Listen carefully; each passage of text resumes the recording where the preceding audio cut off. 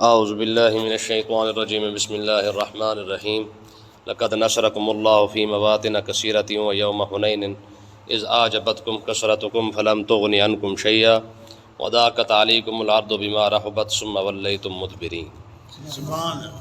یہ واقعہ یوم حنین کا ہے۔ حنین ایک جگہ کا نام ہے جہاں پہ مسلمانوں کا 12,000 کا لشکر تھا اور کفار کی طرف سے جو ہے وہ 20,000 کا لشکر تھا جن کی آپس میں جنگ ہوئی ہے۔ ہوا یہ کہ آقا علیہ الصلوۃ والسلام نے 8 ہجری کو مکہ فتح کر لیا تھا۔ جب مکہ فتح ہو گیا تو پھر سارے عرب کو پتہ لگ گیا تھا کہ یار اسلام کے مقابلے میں کوئی نہیں آ سکتا ہے، اور کچھ عرب کے قبیلے تو ایسے تھے جو صرف اسلام کے فتح مکہ کا انتظار ہی کر رہے تھے کہ جیسے مکہ فتح ہوگا ہم کلمہ پڑھ لیں گے، کیونکہ عرب کا یہ ایک عقیدہ بن چکا تھا کہ وہ سمجھتے تھے کہ کعبہ پر کوئی بھی باطل شخص یا باطل قوم جو ہے وہ کعبہ پر جو ہے وہ حکومت نہیں کر سکتی ہے۔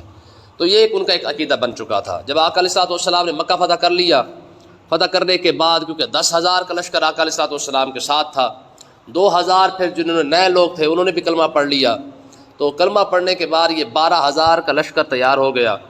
تو ہوا یہ کہ قبیلہ بنو ثقیف اور بنو ہوازن یہ مکہ اور طائف کے درمیان جو حنین ہے وہاں پہ رہتے تھے۔ انہوں نے 20,000 کا لشکر اکٹھا کر کے انہوں نے کہا کہ اگر مسلمانوں کے مقابلے میں کوئی نہیں آ سکتا تو پھر ہم مقابلے کے اندر آئیں گے۔ تو انہوں نے 20,000 کا لشکر اکٹھا کیا۔ تو یہ پہلی جنگ تھی آقا علیہ الصلوۃ والسلام کی جس کی تعداد اتنی زیادہ تھی۔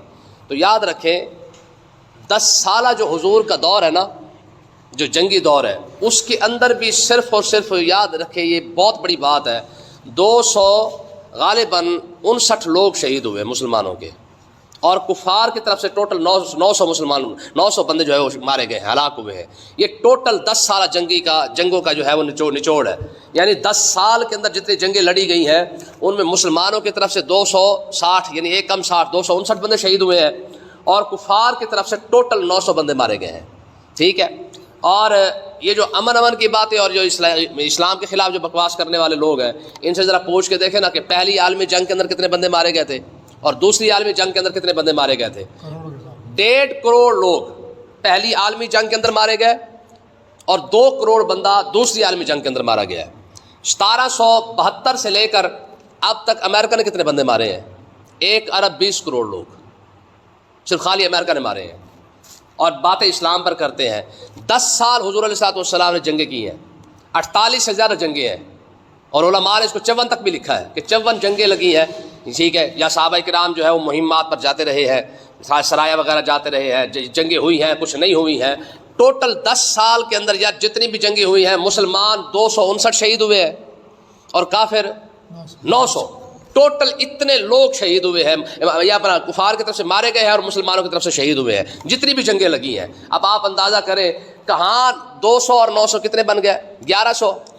1160 بندہ جو ہے وہ مارا گیا ہے دونوں طرف سے، اور اتنا بڑا انقلاب پیدا ہوا ہے، اور مسلمانوں کی جو ہے جناب اللہ تحریک اور اسلام جو اتنا زیادہ جو ہے وہ 10 لاکھ مربع میل آقا علیہ الصلوۃ والسلام کے دور کے اندر پھیل چکا تھا اسلام۔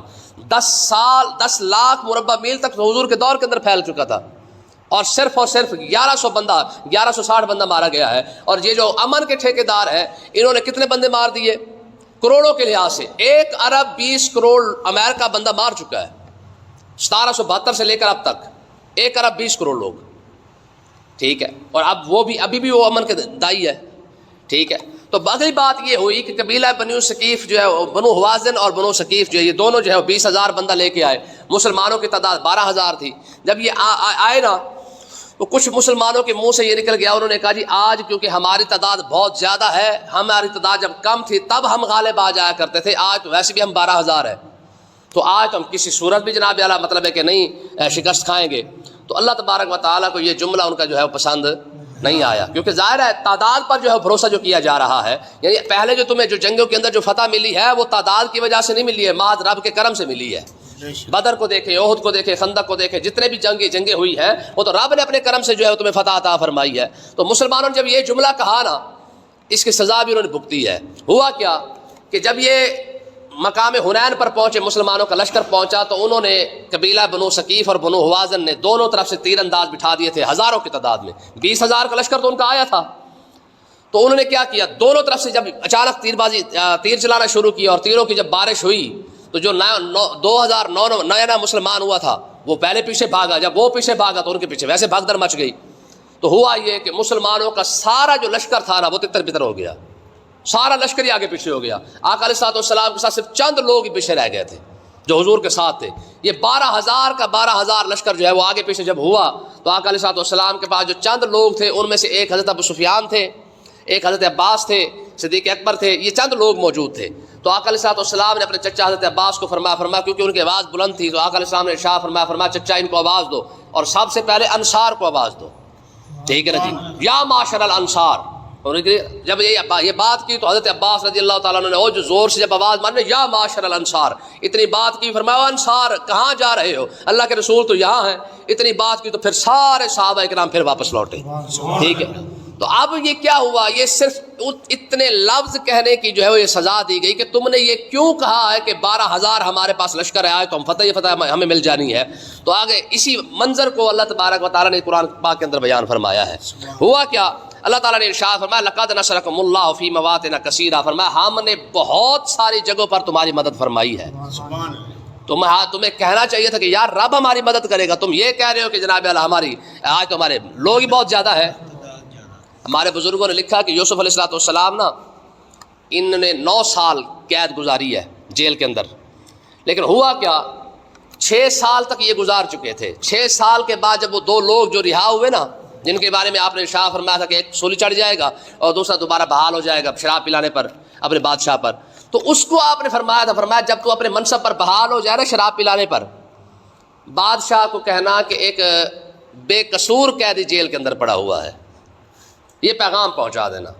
اچھا یہ کوئی غلط بات تو نہیں تھی نا، یوسف علیہ الصلوۃ والسلام واقعی بے قصور تھے اور اتنا پیغام پہنچانے میں حرج بھی کوئی نہیں تھا. جب یہ پیغام آپ نے دیا نا اس کو، فرمایا جا کے بادشاہ کو اتنا کہہ دینا کہ یار ایک بے قصور قیدی بھی جیل کے اندر ہے. وہ تو چلا گیا. حضرت جبریل علیہ الصلوۃ والسلام حاضر ہوئے، آ کے عرض کی یوسف علیہ الصلوۃ والسلام کو، فرمایا یوسف اللہ تبارک و تعالیٰ ارشاد فرما رہا ہے کہ میرے ہوتے ہوئے تو نے بادشاہ کو سفارش کیوں کی ہے، میں نہیں دیکھ رہا کہ تو جیل کے اندر ہے. پھر یاد آیا کہ یار یہ تو واقعی یہ منصب نبوت کے تو خلاف ہے نا. دیکھ نا جی، جتنی بڑی شان ہو پھر بندے کا اس حساب سے جو ہے وہ بات ہوتی ہے نا. میں یہ نبوت کے منصب کے نبوت کے شان کے خلاف ہے کہ نبیوں کے تو بادشاہ کو یہ بات پہنچا رہا ہے کہ جناب میں بے قصور جیل کے اندر ہوں، تیرا رب جو تجھے دیکھ رہا ہے. پھر معافی مانگی.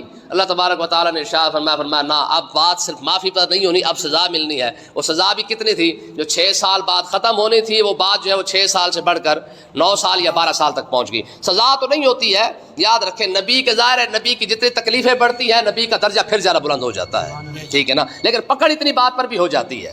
تو دیکھیں اللہ تبارک و تعالیٰ نے ارشاد فرمایا لقد نصرکم اللہ فی مواطن کثیرہ، فرمایا ہم نے تو بہت ساری جگہوں پر تمہاری مدد فرمائی ہے. بجائے میری بارگاہ میں مدد طلب کرنے کے تم یہ کہہ رہے ہو کہ ہمارے پاس بندے ہی بہت زیادہ ہیں. ویوم حنین، اور جو حنین کے دن کا مسئلہ رہا، اذ اعجبتکم کثرتکم، جب تم نے اپنی کثرت پر جو ہے وہ خود پسندی کا اظہار کیا تھا، تم نے کہا تھا جو ہمارے پاس بندے ہی بہت زیادہ ہیں. پھر نتیجہ کیا نکلا، فرمایا فلم تغن عنکم شیئا، پھر تمہاری کثرت نے تمہیں کوئی فائدہ نہیں دیا ہے.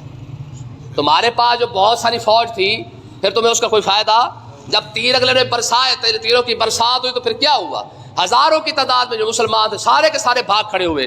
فرمایا وضاقت علیکم الارض بما رحبت، فرمایا کہ زمین وسعت کے باوجود تم پر تنگ ہو گئی. ٹھیک ہے، پھر تم ٹک نہیں سکے. ثم ولیتم مدبرین، پھر تم جب پیٹھ پھیر کر بھاگے نا، فرمایا اس وقت کا اس منظر کو بھی یاد کرو. ایک وقت وہ تھا کہ جب تم بدر کے اندر کھڑے تھے تم ثابت قدم رہے، احد کے اندر بھی ثابت قدم رہے، خندق سب سے مشکل مرحلہ تھا.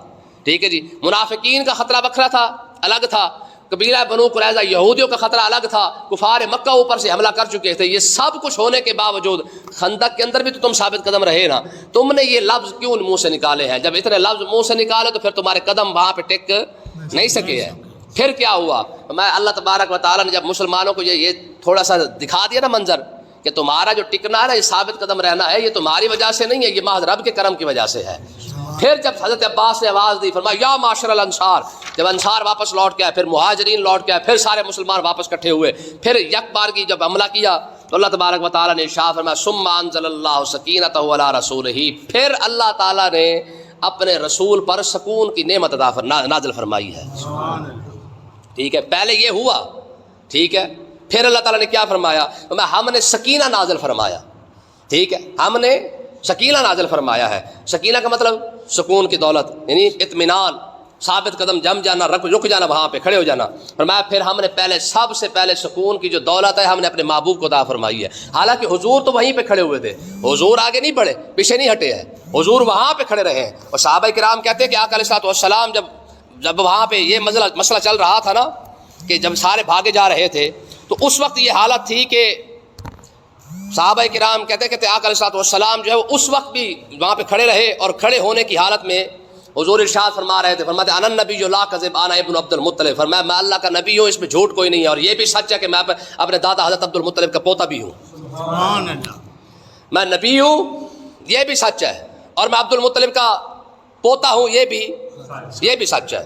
تو بات اس کے بعد اگلی بات اللہ تعالیٰ نے ارشاد فرمائی، فرمایا وعلی المؤمنین، ہم نے پھر سکون کی جو دولت ہے اپنے محبوب کے بعد پھر ہم نے مومنوں پر نازل فرمائی، ٹھیک ہے، پہلے رسول پر نازل فرمائی، پھر ہم نے مومنوں پر نازل فرمائی۔ اور اگلی بات فرمایا وانزل جنودا لم تروها، پھر ہم نے ایسا لشکر اتارا جس کو تم نہیں دیکھ رہے تھے، فرشتوں کا، ٹھیک ہے۔ یہ میں نے بتایا تھا کہ فرشتے جب اترے نا یہاں پہ مقام حنین پر، یہاں پہ صرف اور صرف فرشتے جو ہے وہ اترے تھے کفار مکہ، اپنا قبیلہ جو بنو حوازن اور ثقیف کے جو کافر تھے نا، ان کو ڈرانے کے لیے اترے تھے، لڑنے کے لیے نہیں اترے۔ لڑے صرف کافر فرشتے جو ہے نا بدر کے اندر لڑے ہیں، باقی کسی جنگ پر میرا خیال ہے کہ نہیں لڑے ہیں۔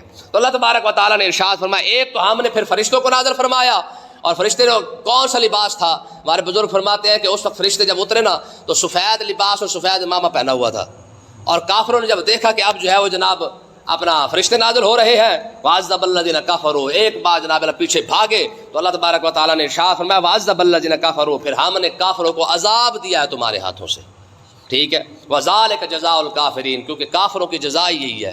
لیکن جب اللہ کا نبی سامنے کھڑا ہو، سب کچھ دیکھ کر مان کر بھی پھر بھی نہ مانے، تو پھر ان کی سزا تو پھر بنتی ہے نا۔ پھر کیا ہوا؟ فرمایا ثم یتوب اللہ من بعد ذلک علی من یشاء، پھر اس کے بعد اللہ تعالیٰ نے جس سے چاہتا ہے اس کی توبہ قبول فرماتا ہے۔ ہوا کیا؟ یہی قبیلہ بنو حوازن اور ثقیف، یہ جب جنگ لڑے، جنگ ہار گئے، یہ بھاگ گئے، بھاگنے کے بعد 6000 ان کا جو ہے وہ بندہ، ان کے عورتیں، ان کی بچیاں، سارا کچھ جو ہے وہ جناب اللہ، بچیاں ان کے سارے جو لونڈی بنا لیے گئے، کیونکہ یہ اپنے ساتھ لائے تھے، ٹھیک ہے۔ جب یہ لڑنے کے لیے آئے نا بنو حوازن اور ثقیف، یہ اپنے بچے، اپنی فیملیاں، اپنی بیویاں بھی ساتھ لے کے آئے تاکہ کوئی بندہ میدان جنگ سے بھاگ نہ سکے۔ پھر یہ ہزاروں کی تعداد، 6000 یا 8000 تو صرف اونٹنیاں لائے تھے، 40000 ان کی بکریاں تھیں، اس کے علاوہ ان کا مال بہت زیادہ تھا، 21 یا مطلب کتنا پتہ نہیں سونا بھی اپنے ساتھ لائے تھے یہ۔ تو کہنے کا مقصد یہ ہے کہ یہ سب کچھ ہی اپنا اٹھا کے انہوں نے داؤ پر لگا دیا تھا۔ انہوں نے کہا بس یہ ہم نہیں، یہ تم نہیں والی بات تھی۔ انہوں نے کہا تھا جناب ہزاروں کی تعداد میں اپنا مال بھی لے آئے، 8000 اونٹ ہوں، 40000 بکریاں ہوں، کتنی بات بنتی ہے، 20000 بندہ تھا، تو یہ سب کچھ لے آئے۔ تو ہوا کیا؟ پھر اللہ تبارک و تعالیٰ نے جب مسلمانوں کو فتح عطا فرمائی تو 6000 بندہ تو سارے خالی گرفتار ہوا ہے، 6000 بندہ گرفتار ہوا ہے، ٹھیک ہے۔ پھر یہ جب واپس لوٹ کے گئے نا، پھر انہوں نے آپس میں کہا، انہوں نے کہا یار واقعی وہ اللہ کے سچے نبی ہیں، اگر سچے نبی نہ ہوتے تو کہیں نہ کہیں تو شکست ہو جاتی نا۔ جب سے انہوں نے اعلان نبوت کیا تب سے لے کر آج کے دن تک اللہ تعالیٰ نے ہر میدان میں اپنے محبوب کو فتح عطا فرمائی ہے۔ پھر ان کی آنکھیں کھلی، پھر جو انہوں نے کلمہ پڑھا، کلمہ پڑھنے کے بعد 10 دن کے بعد یہ آقا علیہ الصلوۃ والسلام کی خدمت میں دوبارہ حاضر ہوئے اور آ کے عرض کی یا رسول اللہ اب ہم لڑنے نہیں آئے ہیں، ہم کلمہ پڑھ کے آپ کی غلامی کا پٹا اپنے گلے میں ڈال کے آئے ہیں، ٹھیک ہے، اب ہم لڑنے نہیں آئے، ہم کلمہ پڑھ کے آپ کی خدمت میں حاضر ہوئے ہیں۔ جب یہ بات کی نا تو آقا علیہ الصلوۃ والسلام، کیونکہ یہ 10 دن آقا علیہ السلام ان کا انتظار کرتے رہے کہ شاید یہ آ جائے اور بات چیت ہو جائے، لیکن کیونکہ یہ 10 دن کے بعد آئے تو آقا علیہ الصلوۃ والسلام نے مال غنیمت سارا تقسیم کر دیا تھا۔ تو انہوں نے 10 دن کے بعد آ کر جب انہوں نے کہا یا رسول اللہ ہم کلمہ پڑھ کے آئے ہیں، پہلے بات کچھ اور تھی، اب ہم آپ کے غلام بن چکے ہیں، کلمہ پڑھ کے ہم آ گئے ہیں، تو یا رسول اللہ ہم پر کرم فرمائے، ہمارا مال بھی اور ہمارے قیدی بھی واپس کر دیں۔ آقا علیہ الصلوۃ والسلام نے ارشاد فرمایا اب ان میں سے ایک چیز جو چاہو اختیار کر لو، یا مال غنیمت والا حصہ لے لو یا اپنے قیدی چھڑوا لو، ٹھیک ہے، ایک چیز ہو سکتی ہے۔ تو انہوں نے عرض کی یا رسول اللہ پھر مال رہنے دیں، جو ہمارے قیدی ہے وہ ہمیں عطا فرما دیں، کیونکہ بیویاں بھی تھیں، بچیاں بھی تھیں، اپنا فیملی تھی ساری ان کی۔ تو آقا علیہ الصلوۃ والسلام نے ارشاد فرمایا وہ بھی اب ایسے نہیں ہوگا، اب یہ ہے جو کیونکہ میں نے تقسیم کر دیا ہے سارا کا سارا، اب بچے بھی تقسیم ہو چکے ہیں، بچیاں تقسیم ہو چکی ہیں، تمہاری بیویاں بھی تقسیم ہو چکی ہیں کیونکہ لونڈیاں بن چکی ہیں۔ تو اب یہ ہے کہ میرے حصے کے اندر جو آئی ہے نا، جو بھی آئے ہے یا آئی ہے، یا جو بچیاں ہیں یا عورتیں ہیں یا بڑے ہیں یا چھوٹے ہیں، جو بھی میرے حصے کے اندر آئے، میرے خاندان کے حصے میں آئے ہیں، وہ سارا کا سارا میں آزاد کر کے تمہیں دے رہا ہوں۔ باقی رہا مسئلہ مسلمانوں کے حصے میں جو کچھ آیا ہے، وہ یہ ہے کہ میں سفارش کر سکتا ہوں، اب حکم نہیں دے سکتا۔ حالانکہ حضور چاہتے تو حضور حکم بھی دے دیتے، لیکن نہیں، آقا علیہ الصلوۃ والسلام نے ارشاد فرمایا میں سفارش کروں گا۔ اور وہ بھی کیسے؟ حضور نے ارشاد فرمایا جب میں ظہر کی نماز پڑھاؤں نا، تو جب میں سلام پھیروں، نماز مکمل ہو جائے تو تم کھڑے ہو جانا، اور کھڑے ہو کے کہنا کہ یا رسول اللہ ہم نے کلمہ پڑھ لیا ہے، اب ہم پر شفقت فرما دیں۔